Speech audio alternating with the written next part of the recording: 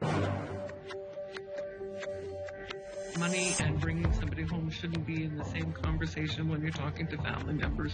Tonight, reaction continues to the Winnipeg Police decision not to search for human remains in landfills. We're having great conversations with our staff and making sure that they understand the direction the gallery is going. Staff at Canada's National Art Gallery questioned the institution's stated decolonization process. And action on climate change is all talk, according to protesters at an international conference in Montreal.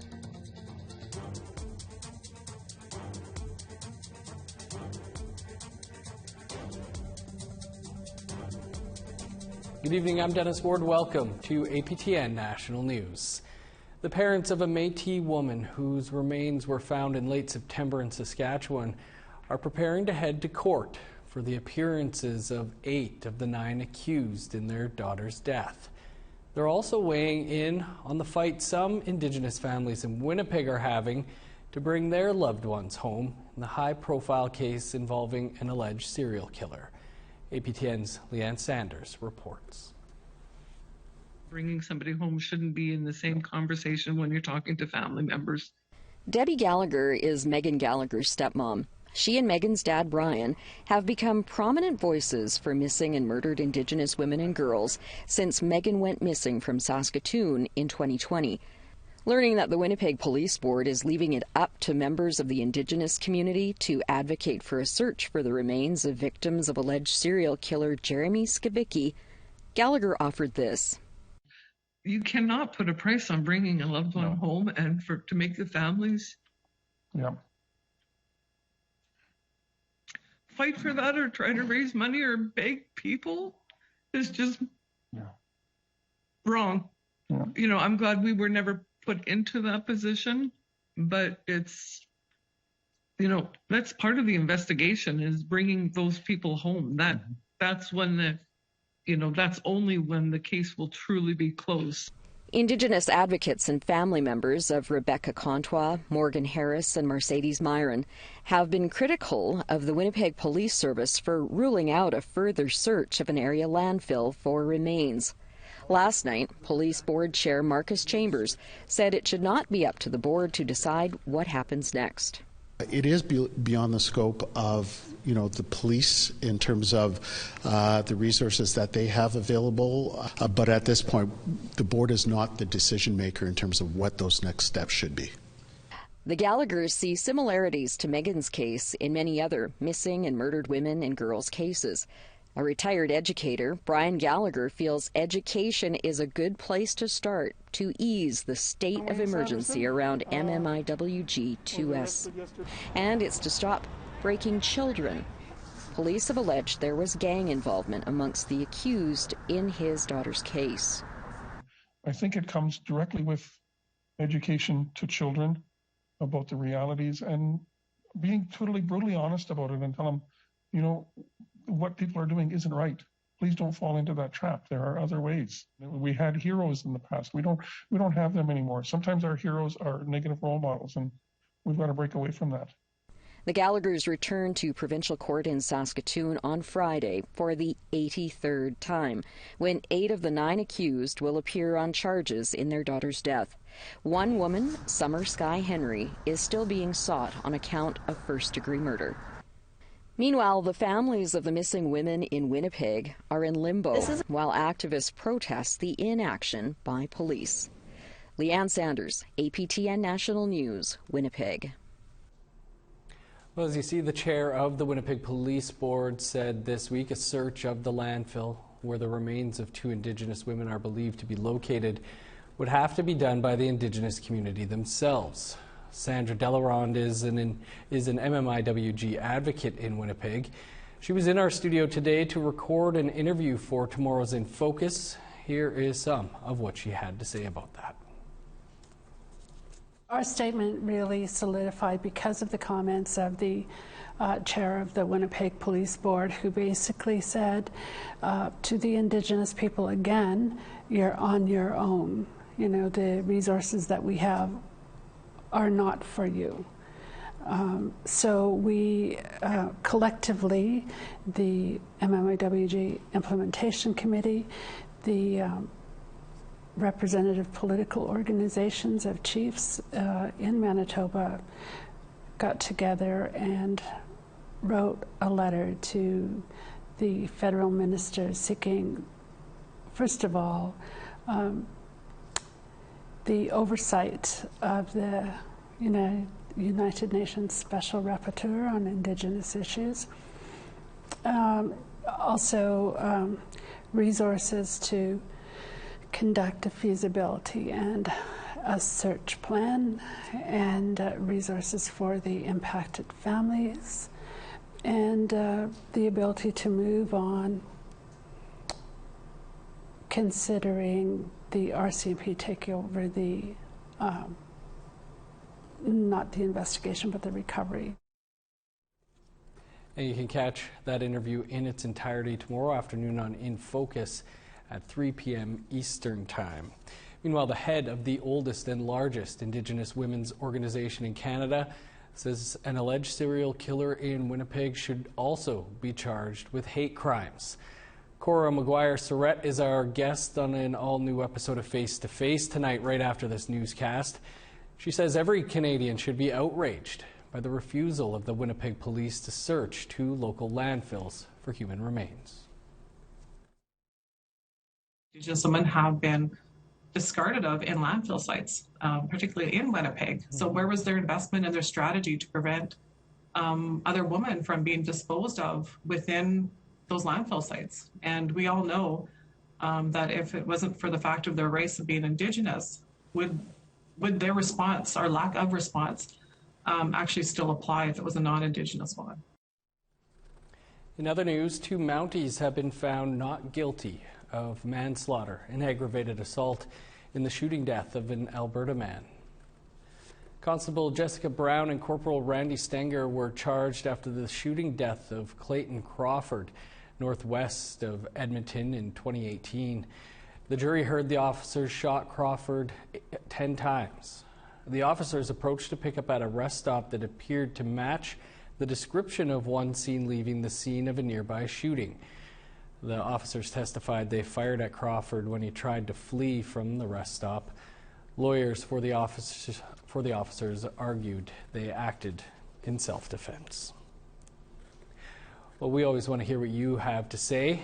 Here's how you can continue that conversation.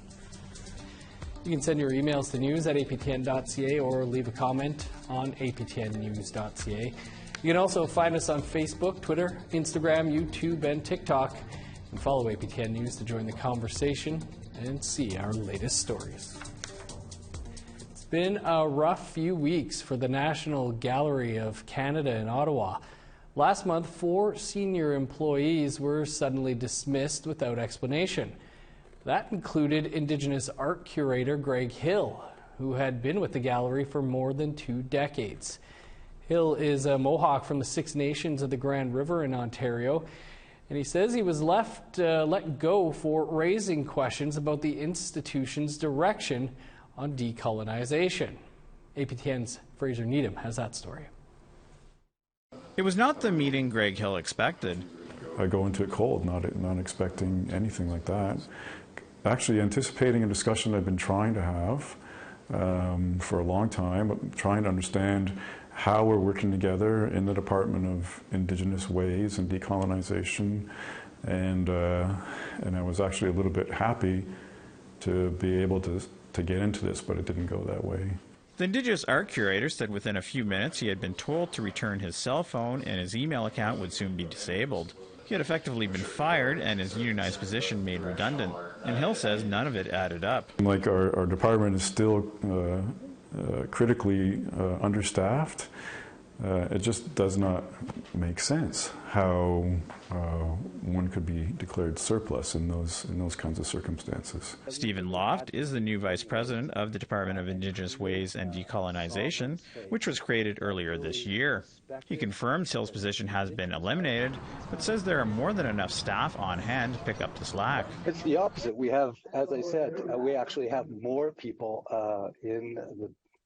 more Indigenous people working at the gallery than we've ever had in the past. And there's going to be more, because not just curatorial expertise, which is, as I say, we have, but also policy, strategy, community engagement and relationship building. The staff layoffs and Hill's public concerns are creating waves in the arts community, and accusations have been flying in media that the gallery has become a toxic work environment in recent months, where staff are afraid to raise concerns out of fear of reprisal.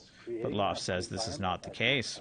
We're having great conversations with our staff and making sure that they understand the direction the gallery is going, but also that they're creating the kind of space where they feel their voices are upheld and uplifted. The National Gallery is a Crown corporation overseen by the Department of Heritage, and Minister Pablo Rodriguez has sent a letter to the Board of Trustees seeking answers. APTN asked for a copy of the letter, but neither the government nor gallery were willing to comply. But NDP MP Peter Julian says with all the funding the gallery receives, the Trudeau government needs to be asking some tough questions. What is the process that the National Gallery of Canada is going through for decolonization? What is the process that is happening for ensuring that Indigenous artists have the place that they should have at the National Gallery? All of that is very unclear, and so that oversight and the funding coming from the federal government means that those questions need to be asked and answers need to be given. For his part, Hill says he will continue to ask questions about where the gallery is headed. How are we decolonizing? What is meant by Indigenous ways? How are we even going to define and work with that? Fraser Needham, APTN National News, Ottawa. Still to come, tired of waiting. Protests continue at a major environmental summit in Montreal.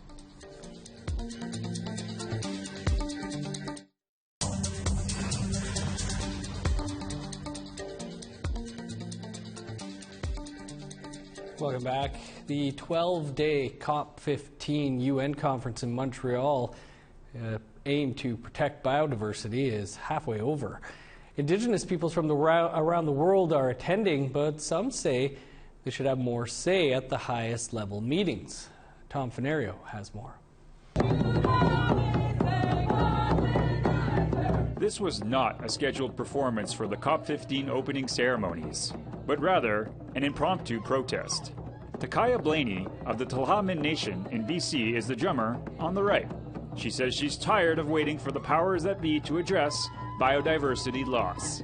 Empty promises, false solutions, and fictional targets such as 2030 or 2050 that do nothing but pass off the burden to future generations are unacceptable. At this panel, 3 days after her protest, Blaney lamented how her ancestral lands are suffering.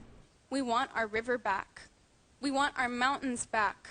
We want our forests back. We want our oceans back, and we want our land back. Blaney isn't the only Indigenous person here to express discontent with the proceedings. Representatives from Quebec, the Congo, Brazil, and Indonesia all had similar tales of industry taking priority over conservation.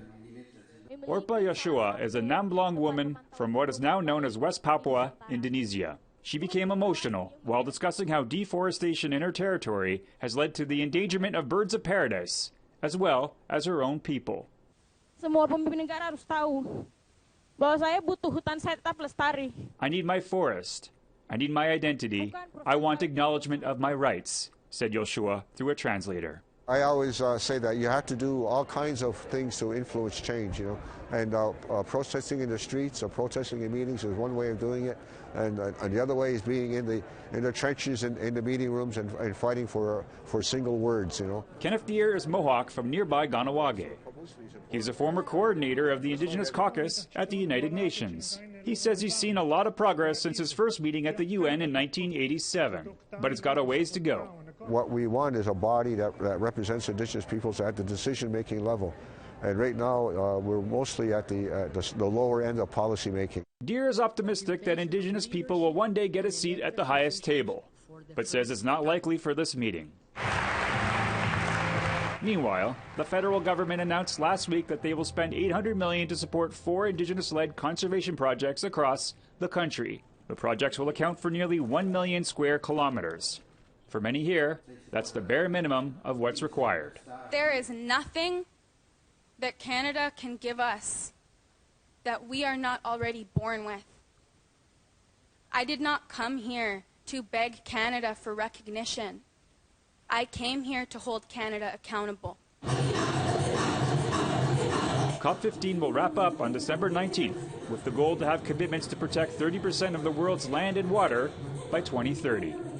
Tom Fenario, APTN National News, Montreal. Well, meanwhile, the Trudeau government recently announced its $3.8 billion critical minerals strategy. Joining us earlier to talk about this was the Federal Minister of Natural Resources, Jonathan Wilkinson. Minister Wilkinson, thanks for joining us. Can you first tell us briefly what the critical minerals strategy entails? So the critical mineral strategy essentially is premised on the fact that we cannot, as a world, achieve our climate goals nor move through the energy transition to a lower carbon future if we do not have access to far more critical minerals than we presently do. We need them for batteries and solar panels and wind turbines and all of the other things that help us to reduce carbon emissions. So the strategy is focused on ensuring that Canada is moving expeditiously to develop more of these resources, but then to process those resources in Canada and to turn them into products, whether those are batteries and electric vehicles or other products, trying to ensure that we are capturing enormous value for Canadians from coast to coast to coast. Now, the announcement says the strategy will advance reconciliation. Can you explain how? So we talk a lot about different kinds of reconciliation, certainly governance-related issues and services-related issues. But the one that I think we really do need to spend more time talking about is economic reconciliation. How do we ensure that there are long-term benefits that flow to Indigenous communities where projects are taking place on their traditional territories? And so part of this is about ensuring that on a go-forward basis, Indigenous communities are partners in these programs. There are a number of different elements within the strategy, but the general focus is ensuring that there is long-term benefit that flows to Indigenous communities, not just a few jobs, not just a few procurement contracts, but also long-term benefits that flow from participation in these projects. One of the people that was beside me as I announced this project today was Chief Charlene Gale, who is the chair of the First Nations Major Projects Coalition, a very important organization in enabling Indigenous communities to participate. So I see this as an enormous, huge opportunity for economic reconciliation on a go-forward basis. Well, you know, Indigenous peoples are also supposed to share equally in the economic benefits, as you say, of these projects, but in reality, this is also often not the case. So how will you ensure that that happens here? Well, we have ensured in some ways through some of the regulatory processes, like the environmental assessment, where we're requiring early stage engagement on the part of all project proponents. But increasingly, we are focused on ensuring that there is the opportunity for participation. And one of the things that we are working on internally within my department are financial tools that can enable, for example, equity participation on the part of Indigenous communities in these projects, and also enable a seat at the table that can help to shape how these projects actually are implemented, which is also important. I think one of the things that certainly Indigenous communities and the Government of Canada share very much in common is the need for us to be addressing these issues in an environmentally sustainable way. That's critically important. It is also critically important that we move forward expeditiously. Yeah, so how will the government ensure traditional Indigenous lands won't suffer severe environmental damage as a result of these types of projects? Well, we have made a very strong commitment that this strategy is a nature positive strategy. It is one where environmental issues will be considered and addressed as we move through all phases of the project. That is something we are embedding into the environmental assessment processes. But it's also the case that ensuring participation on the part of Indigenous communities enables them to have a direct voice, not a mediated voice through the government, but a direct voice in terms of how these projects actually are developed. Minister Wilkinson, we'll have to leave it there, but appreciate you taking some time for us today. Thank you very much. It's a very good day for Canada, and I think a very good day for the work on economic reconciliation that is overdue in this country. Okay, time for another break, but stick around. There's more to come.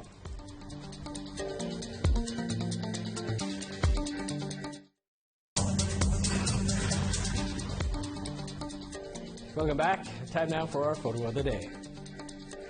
Tyler Hurt sent in this great shot of a sundog. Taylor says this was along Highway 58 between the Child's Lake Reserve and the town of High Level in northern Alberta. Heavenly shot. Thanks for sharing, Taylor. If you'd like to have your photo shared here, you can send it in to us at share@aptn.ca. And you might be featured as our next photo of the day. Now let's take a look at tomorrow's weather forecast. Starting on the east coast, +3 with snow in Charlottetown, -1 in Halifax. 7 below in Kuujjuaq, -3 with snow in Nain. -1 in Montreal, 3 below in Chibougamau.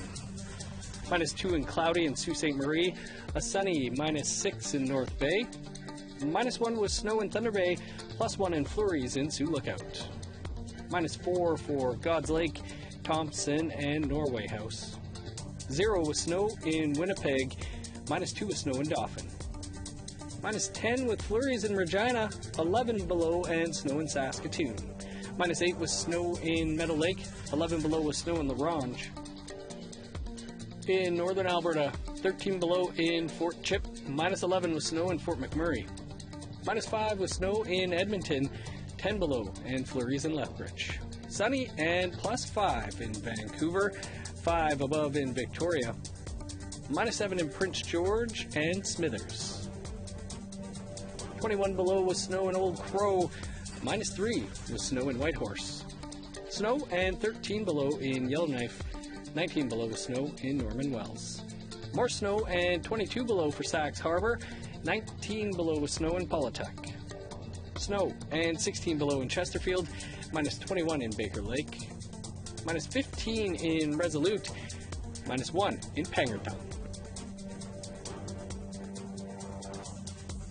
Now to outer space, and NASA has released never-before-heard audio collected by one of its rovers on Mars.